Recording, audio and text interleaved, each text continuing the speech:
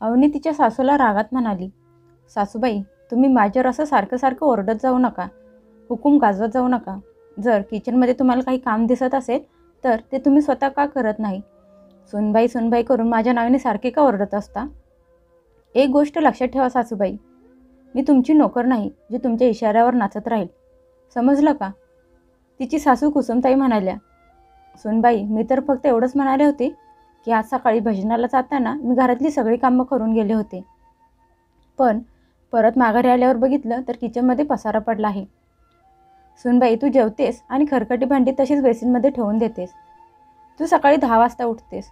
तू उठायच्या अगोदर मी सकाळचा नाश्ता, डाळ भाताचा कुकर लावून ठेवलेला असतो, भाजी चिरून ठेवलेली असते, कणिक मळून ठेवलेली असते. तू फक्त उठून सकाळी तुझ्यासाठी चहा बनवून घेतेस. आज मला देवळात भजनाला जायचं होतं.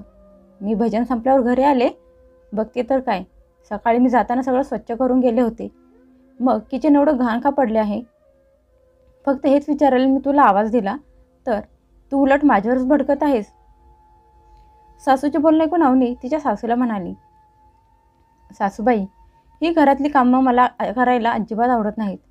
आणि जर तुम्हाला याचा एवढाच त्रास होत असेल तर तुम्ही दुसरीकडे कुठेतरी जाऊन राहा. या गोष्टीवरून असं सारखं सारखं मला बोलत जाऊ नका. आणि तसंही मला तुमची अजिबात गरज नाही. तेवढ्यात राघव कामावरून घरी आला. नवऱ्याला बघून अवनीने लगेच रंग बदलला. अवनी म्हणाली, राघव, आज तुम्ही लवकर घरी आलात? तुम्ही आणि आई बसा, मी तुमच्या दोघांसाठी चहा बनवून आणते. अवनीनं असं आज पहिल्यांदा केलं नव्हतं. ती नवऱ्याच्या समोर साळसूतपणाची नाटक करत असायची. असं दाखवत असायची घरातली सगळी कामं ती स्वतः करत असते. आणि राघव पण प्रत्येक वेळी तिचेच गुणगान गात असायचा. त्यामुळे त्याची आई कुसुमताई गप्प बसत असायच्या. त्यांनी कधीच राघवला त्याच्या बायकोच्या वागण्याबद्दल काही सांगितले नव्हते की तो कामावर गेल्यानंतर त्याची बायको अवनी त्यांच्यासोबत कशी वागत असते. राघव आणि अवनीने लव्ह मॅरेज केलं होतं. राघवच्या आई पहिल्यांदा तर या लग्नासाठी तयार नव्हत्या, पण नंतर मुलाच्या आनंदासाठी त्या या लग्नासाठी तयार झाल्या. राघवने लग्नाच्या अगोदरच अवनीला सांगितलं होतं की त्याच्या आईला एक संस्कारी सून हवी आहे. त्यामुळे लग्न झाल्यानंतर सुरुवातीच्या काळात अवनी एखादी संस्कारी सून असल्यासारखे वागण्याचे नाटक करत होती. पण ते म्हणतात ना, कुत्र्याची शेपूट कधीच सरळ होत नाही. हळूहळू अवनीने तिच्या सासूला तिचे खरे रूप दाखवायला सुरुवात केली. पण अवनी अजून पण नवऱ्यासमोर सरड्यासारखे रंग बदलत होती. राघव त्याच्या आईची खूप इज्जत करत होता आणि ही गोष्ट अवनीला चांगलीच माहीत होती.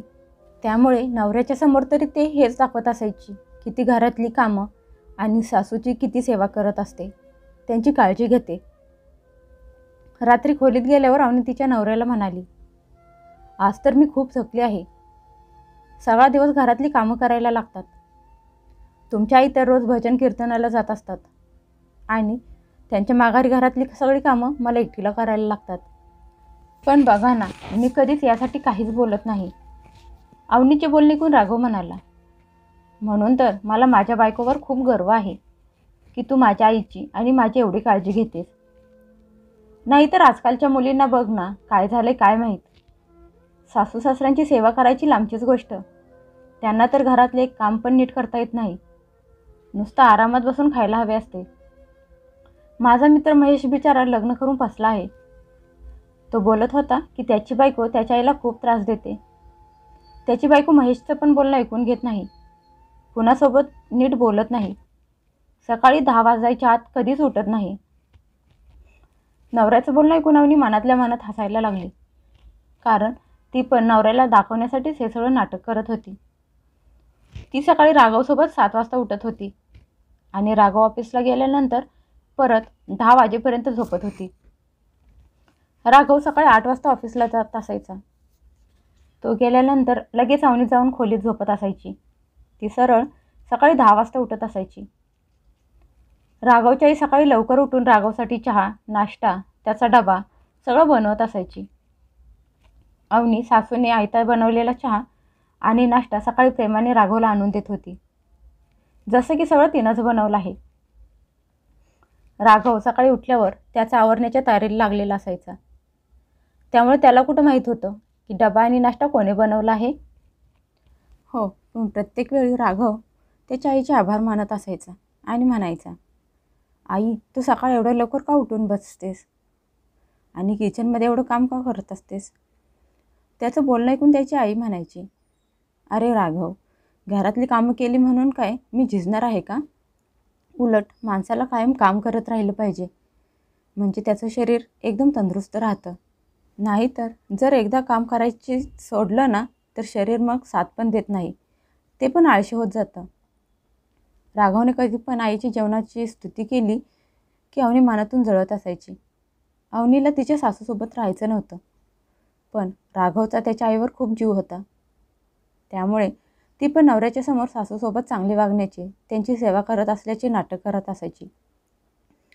कुसुमताईंना सुनेचं वागणं समजत होतं, पण त्यांना मुलाच्या आणि सुनेच्या मध्ये भांडण लावायचं नव्हतं आणि सासूच्या याच चांगुलपणाचा फायदा अवनी उचलत होती. आज अवनीने सगळ्यांना ती आई होणार असल्याची खुशखबर ऐकवली होती. हे ऐकून घरातले सगळे लोक आनंदात होते. आता तर तिच्या सासूचे कुसुमताईंचे काम अजूनच वाढले होते, कारण अवनी जास्त करून आरामच करत असायची. सासूने घरातली सगळी कामं करूनसुद्धा अवनी त्यांच्यावर खुश नव्हती. तिला तिची सासू आवडत नव्हती, घरात राहत असलेले अजिबात आवडत नव्हती. ही गुड न्यूज ऐकल्यापासून राघव पण अवनीची खूप काळजी घेत होता. तिला काय हवं आहे काय नको याची काळजी घेत होता. तो तिला दिवसभर नुसता आराम करायला सांगत होता, म्हणजे पोटात वाढणाऱ्या बाळाला काही त्रास होऊ नये. अवनीने आज बाहेरून जेवण ऑर्डर केलं होतं, म्हणून तिची सासू म्हणाली, सुनबाई, असं गरोदरपणात घरात बनवलेलं ताजं चांगलं अन्न खायचं असतं, बाळासाठी बाहेरचं अन्न चांगलं नसतं. सासूची बोलणं ऐकून अवनी म्हणाली, सासूबाई तुम्ही तर गप्पच बसा. माझ्यासाठी आणि माझ्या होणाऱ्या बाळासाठी काय चांगलं आहे ते मला चांगलंच माहीत आहे. तुम्ही गपगुमान तुमची कामं करा.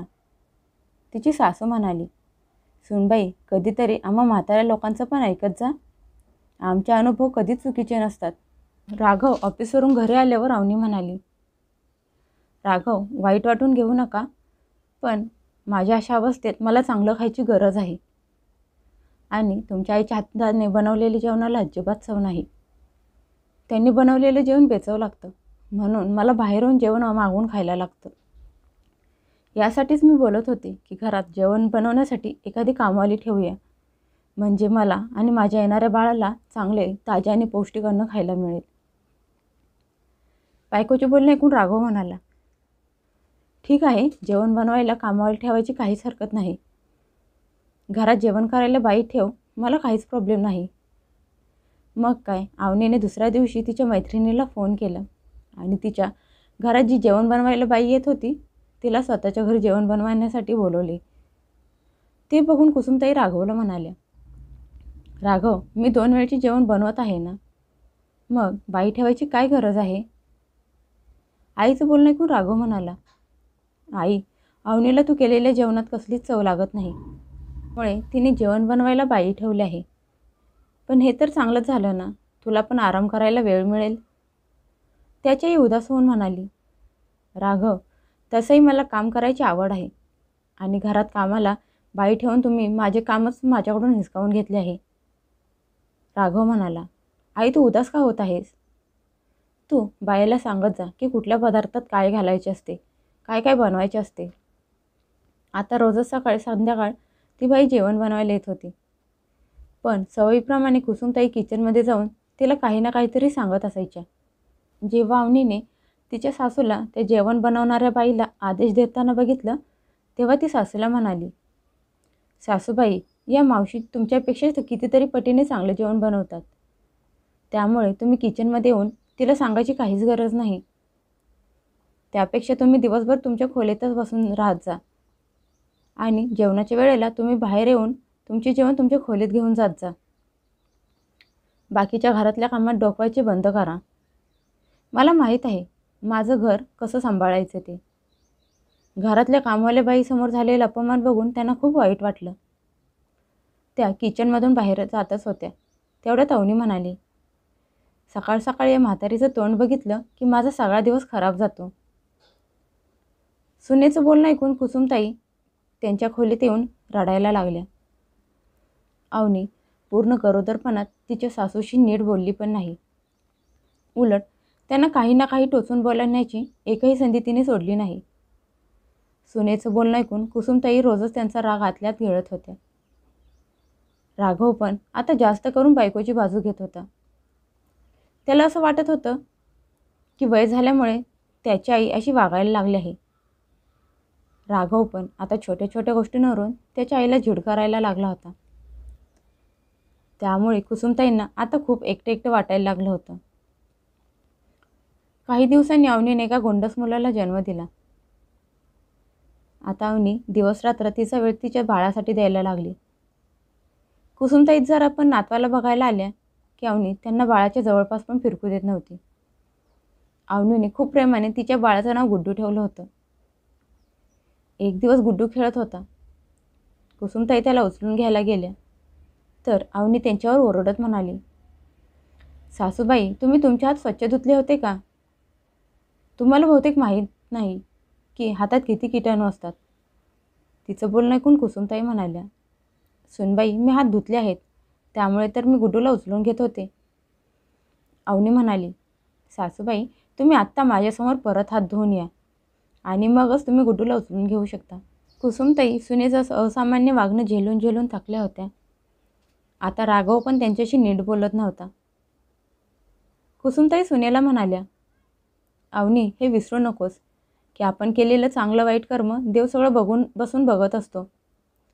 आज तू जे माझ्यासोबत वागत आहेस, पुढे जाऊन हेच सगळं तुझ्यासोबत पण होणार आहे. सासूच्या बोलण्यावर हसत अवनी म्हणाली, सासूबाई, तुम्ही माझ्याबद्दल एवढा जास्त विचार करू नका. झालंच तर मला पण शांतीने जगू द्या. तुम्ही तुमच्या खोलीत पडून राहा. माझ्या मुलाला हात लावण्याचा प्रयत्न करू नका. कुसुमताई आता जास्त करून त्यांच्या खोलीतच बसत होत्या. बाहेर येत नसायच्या, कारण त्यांना माहीत होतं रोज रोजचे टोमणे ऐकण्यापेक्षा खोलीत बसणेच योग्य आहे. आता त्यांना कळून चुकलं होतं की या घरात आता त्यांची गरज कुणालाच नाही. हळूहळू गुड्डू मोठा व्हायला लागला होता. खूप वेळा तो त्याच्या आजीला भेटायला त्यांच्या खोलीत जात असायचा आणि त्यांच्याशी गप्पा मारत बसायचा. पण त्याच्या आई अवनी त्याच्यावर ओरडून त्याला खोलीतून ओढत बाहेर घेऊन जात होती आणि म्हणायची की तू फक्त माझा मुलगा आहेस, त्या म्हातारीजवळ तुला जायची काहीच गरज नाही. खोलीत एकटे राहून राहून कुसुमताईंचा जीव गुदमरून जात होता. गावाकडून सारखे सारखे बोलावणे येत होते, त्यामुळे कुसुमताईंनी गावी जाणंच योग्य समजलं. राघव आणि अवनीने त्यांना एकदा पण थांबवण्याचा प्रयत्न केला नाही. आता तर राघवला त्याच्या बायकोचे बोलणे योग्य वाटत होते, त्यामुळे तो त्याच्या आईशी एक शब्द पण बोलला नाही. कुसुमताईंना एकदा नातवाला प्रेमाने बघायचं होतं, त्याच्याशी प्रेमाचे 4 शब्द बोलायचे होते, पण त्यांना त्यांच्या सुनेचं बोलणं आठवलं आणि त्या गावी जाण्यासाठी रवाना झाल्या. सासू गावी गेल्यावर अवनी म्हणाली, बरं झालं, म्हातारी टळली. आता राघव आणि अवनी गुड्डूसोबत आनंदात राहायला लागले आणि कुसुमताई त्यांच्या गावी त्यांच्या जुन्या घरात एकट्या राहायला लागल्या. शहरातून नाही त्यांचा मुलगा राघव त्यांना फोन करत होता आणि नाही सून अवनी, आणि नाही कधी कुसुमताईंनी त्यांच्या मुलाला आणि सुनेला फोन केला. कुसुमताईंनी गावी राहून लोणची पापड बनवण्याचा व्यवसाय सुरू केला, म्हणजे ते त्यांचे जगण्यासाठी पैसे जमा करू शकतील. कारण मुलगा आणि सुनेने त्यांच्याकडे बघायचे सोडले होते. दिवस, नंतर महिने आणि त्यानंतर वर्ष अशीच पुढे निघून गेली. गुड्डू आता मोठा झाला होता. त्याचं लग्नाचं वय झालं होतं. त्याच्या आजीची खोली मोकळी पडलेली बघून त्याला लहानपणाची आठवणी आठवत होत्या. मग तो आईला विचारत असायचा की आई, घरात ही मोकळी खोली कुणाची आहे? जी आजी राहत होती ती आता कुठे राहत आहे? आता ती इथे काय राहत नाही? ती माझ्यावर खूप प्रेम करत होती. अवनी म्हणायची की गुड्डू बाळा, तुझ्या आजीने माझ्यावर खूप अत्याचार केले होते, मला खूप त्रास दिला होता. ती फक्त दिवसभर आराम करत असायची आणि घरातली सगळी कामं मला एकटीलाच करायला लागत असायची. तुला आठवतं ना, त्यात या खोलीतून कधीच बाहेर येत नव्हत्या आणि मी दिवसभर घरातली कामं करत असायची. त्यामुळे मला असं वाटत आहे की इथून पुढे त्यांचं नाव या घरात घेत जाऊ नकोस. गुड्डू म्हणाला, ज्या बाईने माझ्या याला त्रास दिला आहे त्या बाईशी माझं कुठलंच नातं नाही. अशा पद्धतीने अवनीने तिच्या मुलाला पण तिच्या बाजूने केलं होतं. तेव्हापासून गुड्डूने पण आजीविषयी विचारण्याचं बंद केलं. आणि कुसुमताई गावी राहून राहून विचार करत असायच्या की आता त्यांचा नातू गुड्डू पण खूप मोठा झाला असेल, पण त्याला आयुष्यात एकदा तरी भेटू शकले असते तर बरं झालं असतं. कुसुमताई पण मुलाच्या पैशाच्या भरोश्यावर राहिल्या नव्हत्या. त्या आत्मनिर्भर झाल्या होत्या. त्यांनी स्वतःचा व्यवसाय सुरू केला होता. त्या मुलाची आणि सुनेची कधीच आठवण काढत नव्हत्या. राघव आणि अवनीने गुड्डूसाठी मुलगी बघायला लागले तेव्हा जवळच्या नातेवाईकांमध्ये कोणीतरी नयना नावाच्या मुलीचे स्थळ सुचवलं. नयनाचा फोटो बघून घरातल्या सगळ्यांनाच ती आवडली. नयना गावाकडची होती, पण शिकली सवरलेली होती आणि खूप हुशार होती. नयना आणि गुड्डूच्या घरातल्यांनी मिळून हे लग्न पक्क केलं आणि थोड्याच दिवसात नयना सून बनून अवनीच्या घरी आली. अचानक एका अपघातात राघवचे निधन झाले आणि अवनी गळून पडली.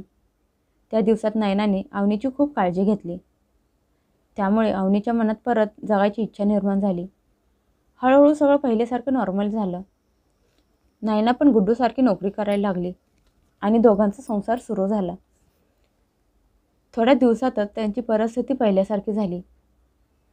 पण एक दिवस नयना कामावरून घरी आली आणि बघितलं तर जेवण बनवून तयार झालं नव्हतं. तर ती रागात तिच्या सासूला अवनीला म्हणाली, आई, मी थकून कामावरून घरी येते. तुम्ही सगळा दिवस घरात एकट्या काय करत असता? आज तुम्ही जेवण का बनवलं नाही? अवनी म्हणाली, सुनबाई, आज माझी तब्येत जरा ठीक वाटत नाही. नयना रागात ओरडत म्हणाली, मग आई, तुम्ही डाळ भात किंवा नुसती खिचडी तरी बनवली असती. तुम्हाला तर माहीतच आहे की कामावरून थकून घरी येते आणि जर जेवण बनलेले तयार नसेल तर माझ्या रागाचा पारा चढतो. तेवढ्यात तिथे गुड्डू पण आला. गुड्डू पण बायकोच्या होला हो देत म्हणाला, हो आई, तू तर दिवसभर घरात बसूनच असतेस. फक्त जेवण तर बनवायचं असतं. माझी बायको मला कमवण्यात मदत करते, म्हणून तर घरातले सगळे खर्च भागत आहेत.